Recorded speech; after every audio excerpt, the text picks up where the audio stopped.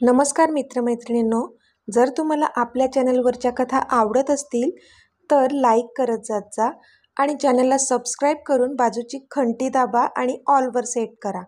म्हणजे जेव्हा जेव्हा मी नवीन व्हिडिओ किंवा कोणतीही नवीन पोस्ट अपलोड करेन तेव्हा ती सगळ्यात आधी तुमच्यापर्यंत पोहोचेल. धन्यवाद. तर वळूया आपल्या कथेच्या पुढच्या भागाकडे. झाली शॉपिंग? त्याने विचारलं. तसं तिने त्याच्याकडे पाहिलं, थोडं गुस्स्यातच. एकतर तो स्वतः तिथे आला नव्हता आणि तिला तिथलं काही आवडतही नव्हतं, म्हणून मॅडमचा राग होता. ते तर नशीब की ऐन वेळेवर त्या डिझायनरने तिला ते नवीन कलेक्शन आणून दिलं. अगं काय झालं चिडायला? त्याने विचारलं. नथिंग, ती गाल फुगवून बोलली. तसा तो गालातच हसला. बाय द वे, तुला लेहंगा आवडला ना? म्हणजे कलर तुझ्या आवडीचाच आहे ना? त्याने गालात हसत विचारलं. तशी ती मात्र त्याच्याकडे आवासून पाहू लागली. आता पुढे. 1 मिनिट, तुला कसं कळलं माझ्या लेहंग्याबद्दल? तिने डोळे बारीक करून त्याच्याकडे पाहत विचारलं. तसा तो पुन्हा गालात हसला. तू सांग ना आधी, तुला लेहंगा आवडला का? त्याने पुन्हा विचारलं. तुला अक्षूने सांगितलं का? ती एक भुवई उंच करून बोलली. नाही, तो हसून बोलला. तसा अजूनच तिला राग आला त्याचा. आधी जास्त नाटकं नको करू, ओके? एकतर तिकडे माझ्यासोबत शॉपिंगला यायचं नाही आणि आता उगाचच मला सतवायचं. वरून ती तुमची स्टुपिड मयुरी आहेच मला काही ना काही बोलायला. तिला काय मज्जा येते मला असं बोलायला काय माहीत. जसं काही तिला तो अधिकारच देऊन ठेवला आहे मला काहीही बोलायचा. तू तिला समजावून ठेव, ओके? नाहीतर मी. ती चिडून त्याच्या कॉलरला पकडून बोलतच होती आणि तो मात्र गालातल्या गालात हसत होता. आधी काय झालं तुला हसायला? मी काय कॉमेडी करत आहे का? तिने आता त्याला सोडलं होतं आणि हाताची घडी घालून काल फुकून त्याच्याकडे पाहत होती. सॉरी स्वीटी. अगं पण तू चिडलीस ना की खूप क्यूट दिसतेस, तो तिला मागून मिठी मारत बोलला. तसं तिने त्याला हाताचा कोपरा मारून स्वतःपासून दूर केलं. जास्त नाटकी नको करू, ओके? माझा राग अजून नाही गेलाय, ती बोलली. पण तू का रागावली आहेस डिअर? त्याने विचारलं. तू शॉपिंगसाठी आला नाही माझ्यासोबत, मला तुझ्या चॉईसचा लेहंगा घ्यायचा होता, ती तोंड बारीक करून बोलली. मग तो तर तू घेतला ना? तो बोलला. तशी ती पुन्हा त्याच्याकडे रागाने पाहू लागली. ती माझी चॉईस आहे आधी, ती बोलली. आणि माझीसुद्धा, तो बोलला. तशी ती पुन्हा त्याच्याकडे पाहू लागली. म्हणजे? तिने आश्चर्याने विचारलं. म्हणजे हेच स्वीटी, की मीच तो लेहंगा माझ्या स्वीटीसाठी पसंत केला आहे आणि ते पण 40% डिस्काउंट देऊन. तो हसून बोलला. तशी ती त्याच्याकडे पाहू लागली. खरंच? तिने विचारलं. तशी त्याने हसून होकारार्थी मान हलवली. एव्हाना तिचे डोळे भरून आले होते आणि तिने पटकन पुढे होऊन त्याला खट्ट मिठी मारली. आय एम सॉरी आधी, ती बोलली. ती नेहमी त्याला काही ना काही बोलत असते, पण तो मात्र तिच्याही एक पाऊल पुढे जाऊन त्याने तिचा विचार केलेला असतो. आज तो त्या प्रेझेंटेशनमध्ये इतका बिझी असूनही त्याने वेळ काढून तिच्यासाठी तो लेहंगा पसंत केला होता. पण तरी ती होती की कधीपासून त्याच्याशी भांडत होती, म्हणून आत्ता तिला खूपच वाईट वाटत होतं. हे स्वीटी, डोंट क्राय. अगं मला वाईट नाही वाटलं, उलट मला आवडतं तुझं हे असं हक्काने माझ्याशी भांडलेलं. तो तिचा चेहरा वर करून तिच्या डोळ्यातले अश्रू पुसत बोलला. तशी ती किंचित हसली.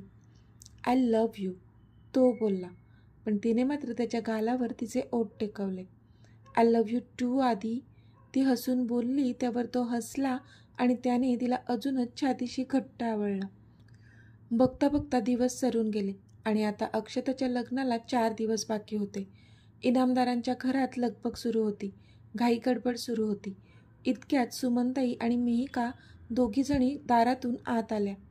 तशी युविका, जी कधीपासून त्यांची वाट बघत उभी होती, ती पटकन त्यांच्याजवळ गेली आणि तिने तिच्या आईला कडकडून मिठी मारली. युवी, कशी आहेस बाळा? सुमनताईने तिच्या डोक्यावरून हात फिरवत विचारलं. मी छान आहे आई, तू कशी आहेस? युविका डोळ्यातले अश्रू पुसत बोलली. मी पण बरी आहे, सुमनताई बोलल्या. ए ताई, मी पण आहे इथे, मला विसरलीस का? मीही का तोंड बारीक करून बोलली. तसे युवी आणि सुमनताई दोघीही हसू लागल्या. नाही गं बाई, तुला कशी विसरेन मी, तू तर माझी लाडोबा आहेस, युवी बोलली आणि तिने मिहूला मिठी मारली. युवी, वंस कुठे दिसत नाहीत? सुमनताईंनी विचारलं. आत्तू किचनमध्ये आहे, चल, युविका बोलली. आणि अक्षय? सुमनताई बोलल्या तशी युविका त्यांच्याकडे पाहू लागली. ती विचारच करत होती की समोरून अक्षय आला. हे मामी, मिहू, कसे आहात तुम्ही? अक्षय समोरून येत बोलला. तशी सुमनताईच्या चेहऱ्यावर स्माईल आली. आम्ही छान आहोत हां, तुम्ही कसे आहात? सुमनताई बोलल्या. हे मामी, हे तुम्ही वगैरे काय? मी तुझा आधीचाच अक्षयच आहे. मला अरे तुरे कर, हे असं तुम्ही वगैरे खूप मोठं झाल्यासारखं वाटतं अगं. अक्षय बोलला. त्यावर सुमनताई आणि मिहू दोघीही जोराने हसल्या. युविका मात्र शांतच होती. तिला जरा आवडत नव्हतं अक्षयचं बोलणं, कारण तो आत्ताही त्या दोघींना फसवत आहे हे माहीत होतं तिला. आई, मिहू, चला, मी तुम्हाला तुमची रूम दाखवते, युविका बोलली. ए ताई, मी तुझ्यासोबतच राहणार, तुझ्या रूममध्ये, मीही का तोंड बारीक करत बोलली. तशी युविका गालात हसली. बरं बाई, चल, तू माझ्या रूममध्ये राहा, युविका बोलली. आणि मग ती त्या दोघींना घेऊन आत गेली. उद्या मेहंदीचा प्रोग्राम होता. तशी सगळी तयारी झाली होती. सगळेजण हॉलमध्ये जमले होते. युविका किचनमध्ये प्रतीक्षा आणि आकांक्षांना हेल्प करत होती. ती आत्ताच बाहेर आली आणि तिने पाहिलं की आदित्य मिहिका आणि मयुरीच्या मध्ये बसला होता आणि त्यांचं काहीतरी डिस्कशन सुरू होतं. तसे त्यांना बघून तिचे डोळेच मोठे झाले. आधीचंही तिच्याकडे लक्ष गेलं, पण त्याने बघून न बघितल्यासारखं केलं आणि तो पुन्हा त्या दोघींसोबत बोलू लागला. तसा मॅडमचा पारा अजूनच चढला. ती तोंड वाकडं करत जिथे अक्षय बसला होता त्याच्या बाजूला जाऊन बसली. आणि मग इथे आधीचं तोंड बघण्यासारखं झालं. त्याला खूप राग येत होता तिचं असं अक्षयच्या जवळ जाऊन बसलेलं पाहून, पण सगळ्यांसमोर तो काही बोलू पण शकत नव्हता. तो तसाच तिच्यावर एक रागीट लूक देऊन उठला आणि ताडताड पावलं टाकत तिथून निघून त्याच्या रूममध्ये गेला. कोणाला काही कळलंच नाही, पण तिला बरोबर कळलं की त्याला कसला राग आलाय. राग तर नुसता नाकावर असतो ह्याच्या, म्हणजे स्वतः काहीही केलं तर चालतं आणि मी थोडंसं काही केलं तर लगेच साहेबांचा फुगा फुगतो. जा, मी पण नाही येणार तुला मनवायला, ती मनातच बोलली आणि तिथेच बसून राहिली. पण थोड्या वेळाने मात्र तिला त्याची काळजी वाटू लागली. तशी ती तिथून उठली आणि वर जाणार इतक्यात मिहिकाने तिचा हात पकडला आणि तिला स्वतःजवळ वळवलं. हे ताई, बघ ना, ह्यामधून कोणती डिझाईन काढू मी मेहंदीची, तू सांग ना. मिहिका तिला मोबाईलमधून मेहंदीच्या डिझाईन्स दाखवत होती. पण युविकाचं लक्ष होतं कुठे? तिचं तर पूर्ण लक्ष वर होतं. तिचा जीव अडकला होता त्याच्यात. आता रागात काय करत असेल देव जाणे. तिला आता भलतंच टेन्शन आलेलं आणि आपण उगाच अक्षयच्या बाजूला जाऊन बसलो असं वाटून गेलं तिला.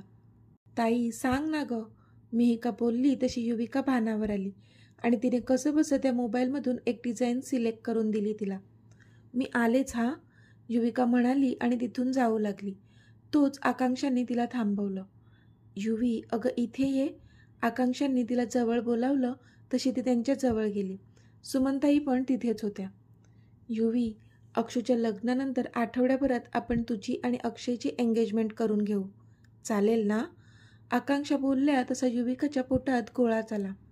काय? युविका अक्षरशः ओरडलीच. अगं हळू, किती जोरात ओरडलीस. काय झालं? आपण फक्त एंगेजमेंट करतोय आणि मी सुमनशी बोलूनच हे ठरवलंय. तुला काही प्रॉब्लेम आहे का? आकांक्षांनी विचारलं. पण आता ह्यावर काय उत्तर द्यावं? तिची तर मतीच भ्रष्ट झाली होती. आधीशिवाय दुसरा कोणाचा स्वप्नात पण विचार करत नव्हती ती. आधीनेच तिला त्यांच्याबद्दल तिच्या आईला सांगायला सांगितलं होतं, पण तीच नको म्हणाली होती. आणि अक्षताच्या लग्नानंतर आपण सांगू असं काहीसं ठरवलं होतं तिने. पण आता काय करावं काहीच कळत नव्हतं तिला. युवी, अगं तुला काहीच प्रॉब्लेम नाही आहे ना एंगेजमेंट करण्यास? काय विचारत आहे आत तू? सुमनताई बोलल्या. पण त्याच्या बोलण्यात पण एक प्रकारची धार होती आणि तिने होकार द्यावा असंच बजावत होत्या त्या त्यांच्या नजरेतून, असंच वाटत होतं, जे बघूनच युविकाचे डोळे पाणावले. काय मग, होकार आहे ना तुझा? आकांक्षांनी पुन्हा विचारलं. हो, युविका आता खाली मान घालून बोलली आणि तिथून उठून ती सरळ तिच्या बेडरूममध्ये गेली. तिला आता खूप जोरजोराने रडावंसं वाटत होतं, म्हणून ती बेडवर आडवी झाली आणि हुंदका फुटला तिचा आणि ती हमसून हमसून रडू लागली. तिला आता ह्या क्षणी आधीची खूप जास्त आठवण येत होती. तो तिला आता जवळ हवा होता. त्याची मिठी हवी होती स्वतःला त्यामध्ये झोकून देण्यासाठी, पण सध्या तोच तिच्यावर रागावला होता. इतक्यात तारावर टकटक झाली. तसे तिने तिचे डोळे पुसले आणि अवतार नीट केला. आता जाऊन तिने दार उघडलं. ताई, काय झालं? का अशी सगळ्यांमधून उठून आलीस तू? मिहिका रूममध्ये येत बोलली. काही नाही अगं, झोप येत होती मला, म्हणून आले मी. युविकाने काहीतरी थाप मारली. बरं ठीक आहे, चल झोपूया. उद्या मेहंदीचं फंक्शन आहे, मज्जा करू आपण, मिहिका बोलली आणि फ्रेश व्हायला बाथरूममध्ये गेली. थोड्याच वेळात ती बाहेर आली आणि युविकाच्या बाजूला जाऊन पडली. ताई, तू अजूनही आधीचा हेट करतेस का गं? मिहिकाने विचारलं. तसं युवीने चमकून तिच्याकडे पाहिलं. का? असं का विचारतेस? युवी बोलली. तू सांग ना, करतेस का अजून त्याचा हेट? मिहूने विचारलं. नाही, युविका नजर चोरत बोलली. खरंच? मिहिकाने तिला मिठी मारली. अगं हो, काय झालं इतकं खुश व्हायला? युवीने विचारलं. काही नाही ताई, किती हँडसम आहे अगं तो, व्हेरी चार्मिंग. मी तर फ्लॅट आहे त्याच्यावर, मला खूप आवडतो तो. आणि आता तू पण त्याचा हेट करत नाहीस, म्हणजे मग माझा रस्ता क्लिअर. मिहिका खुश होत बोलली, पण इथे युवी मात्र शॉक झाली होती. मिहू, वेड लागलंय का तुला? काही काय बोलतेस? युविका ओरडलीच तिच्या अंगावर. हो, वेड तर लागलंय, पण आधीचं.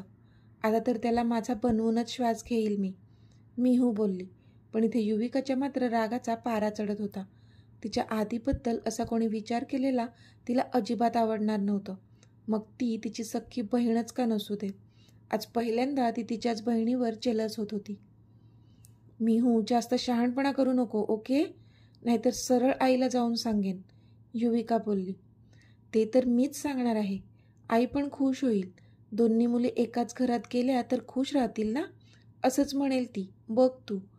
पण मला सांग, आता तो इतका हँडसम आहे तर त्याची गर्लफ्रेंड आहे का? ओ गॉड, नसू देत त्याची गर्लफ्रेंड, प्लीज.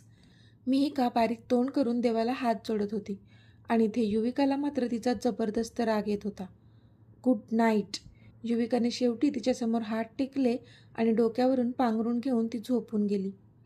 मिहिकाने एक सुस्कारा सोडला आणि ती पण तिच्या बाजूला आडवी झाली. प्रवासामुळे मिहिका थकली होती, त्यामुळे ती पटकन झोपून गेली. पण युविकाला मात्र झोप ती कुठे लागत होती. ती ह्या कुशीवरून त्या कुशीवर वळत होती. तिला सतत आकांक्षाचे शब्द आठवत होते. पुढच्या आठवड्यात अक्षयसोबत एंगेजमेंट. विचार करूनच पुन्हा तिच्या अंगावर काटा आला. ती ताडकन उठून बसली आणि बाजूच्या ग्लासमधून पाणी प्यायली. तिने घड्याळ पाहिलं तर आता रात्रीचे 2 वाजले होते. तिला खूप वाटत होतं की आधी जवळ जावं, कारण उद्या तर इतक्या माणसांमध्ये तिला त्याला भेटता येणार नव्हतंच. पण आता ह्या वेळेला त्याच्या रूममध्ये जाणं योग्य आहे का? ती मनातच विचार करू लागली. पण तरी मनातल्या सगळ्या शंका कुशंका बाजूला सारत ती जागची उठली. तिने एकदा बाजूला पाहिलं तर मिहिका एकदम गाढ झोपली होती. तसं तिने पटकन तिचा मोबाईल घेतला आणि हळूच बाहेर निघाली ती. इथे आधीची चिडचिड झाली होती. तो नव्हता पाहू शकत तिला अक्षयसोबत आणि म्हणूनच तिचा जास्त राग आला होता त्याला. ती येईल आपल्याला मनवायला, माहीत होतं त्याला, म्हणून त्याने डोअर लॉक पण केलं नव्हतं. पण ती त्याला मनवायला आली देखील नव्हती, म्हणून अजूनच संताप झाला होता त्याचा. तिचाच विचार करत त्याला झोप लागली होती. इथे युविका त्याच्या बेडरूमच्या बाहेर उभी होती. तिने हळूच दाराचं हँडल पकडलं आणि ओपन करू लागली. तसं दार ओपन झालं आणि ती आत शिरली. तिने पटकन दार लॉक करून घेतलं. तिने समोर पाहिलं तर आधी तसाच त्याच कपड्यांवर होता आणि सध्या बेडवर पालथा झोपला होता. चेंज नव्हतं केलं त्याने. तिला कळलं आपली वाट पाहून तो तिथेच झोपी गेला असावा. वाईटच वाटलं तिला आणि स्वतःचा रागसुद्धा आला. ती हळूहळू त्याच्या बेडच्या दिशेने गेली. रूमच्या लाईट्स ऑनच होत्या. तिने सगळ्या बंद केल्या आणि डीम लाईट्स ऑन केल्या. आता त्या मंद मंद प्रकाशात त्याचा तो तेजस्वी चेहरा दिसत होता. थोडा वेळ तर ती तो चेहरा बघतच बसली होती. पण मग त्याच्या बाजूला जाऊन आडवी झाली ती. हळूच त्याच्या जवळ सरकली आणि तिने त्याच्या केसांमध्ये तिचा हात फिरवला. तसा त्याने तिचा हात पकडला आणि तो आता सरळ झोपून त्याने तिचा हात त्याच्या छातीवर ठेवला. तशी ती गडबडली आणि तिच्या पोटात गोळा आला. तर मित्रमैत्रिणींनो, आजचा भाग तुम्हाला कसा वाटला ते मला कमेंटमध्ये सांगा. आणि जर आवडला असेल तर व्हिडिओला लाईक करा, शेअर करा आणि चॅनलला सबस्क्राईब करून बाजूची घंटी नक्की दाबा. चला तर भेटूया आपल्या पुढच्या भागात. तोपर्यंत धन्यवाद.